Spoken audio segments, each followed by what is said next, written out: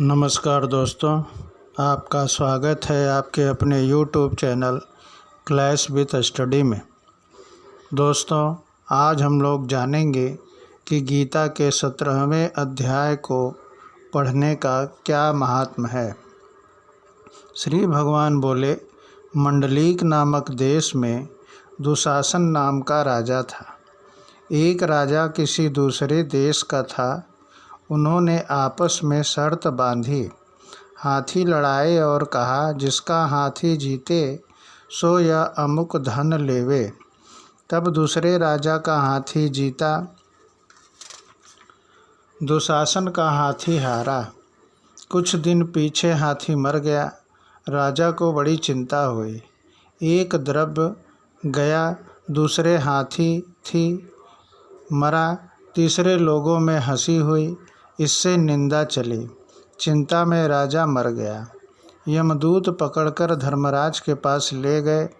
धर्मराज ने हुक्म दिया, यह हाथी के मुंह से मरा है, इसको हाथी की योनि दे दो। हे लक्ष्मी, राजा दुशासन मंगलद्वीप में जाकर हाथी हुआ और वहाँ उस राजा के बहुत से हाथी थे जिनमें आया। उसे पिछले जन्म की खबर थी। मन में बारंबार यही पछतावे कि पिछले जन्म में राजा था, अब हाथी हुआ हूँ। बहुत रुदन करे, खावे पिए कुछ नहीं। इतने में एक साधु आया। उसने राजा को यह श्लोक सुनाया। राजा बड़ा प्रसन्न हुआ। हे संत जी, कुछ मांगो। उसने कहा, और मेरे पास सब कुछ है, एक हाथी नहीं है। राजा ने सुनकर वही हाथी दिया। ब्राह्मण अपने घर ले आया और दाना रात को दिया, वह खाए नहीं। पानी दिया, पानी वह पिए नहीं। रुदन कर मन में सोचे, कोई ऐसा हो जो मुझे इस योनि से छुड़ाए। उस साधु ने महावत को बुलाया और पूछा कि इस हाथी को क्या दुख है, खाता पीता कुछ नहीं। महावत ने देखकर कहा, इसको कुछ रोग नहीं है। तब साधु ने राजा से कहा, हाथी खाता पीता नहीं, कुछ नहीं, बड़ा रुदन करता है।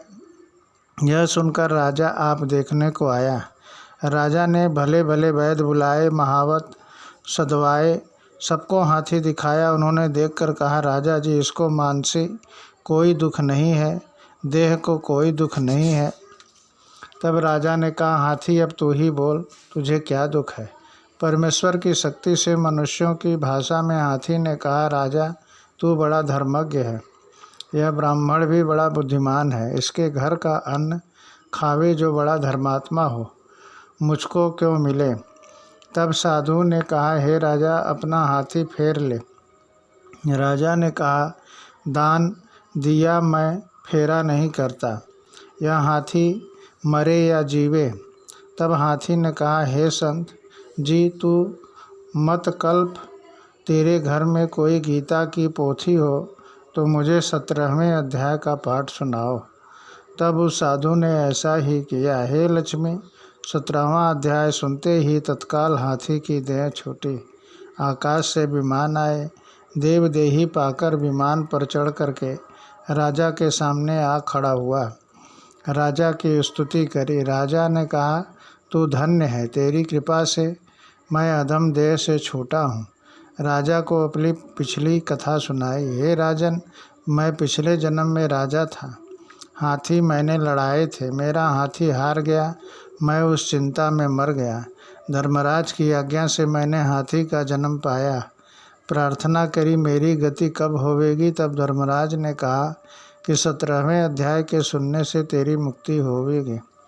सो तेरी और संत जी की कृपा हुई, मैं बैकुंठ को जाता हूँ। अब देही पाकर बैकुंठ को गया। राजा अपने घर आया।